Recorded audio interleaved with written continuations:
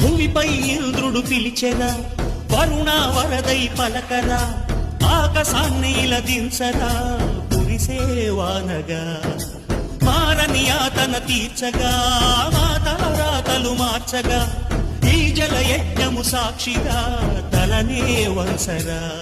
మహారాజు తాని సమిధల్లి మారి నిలువెల్లా వెలిగెరా, భోగాన్ని విడిచి త్యాగాన్ని వలచి తాపసిగా నిలిచెరా.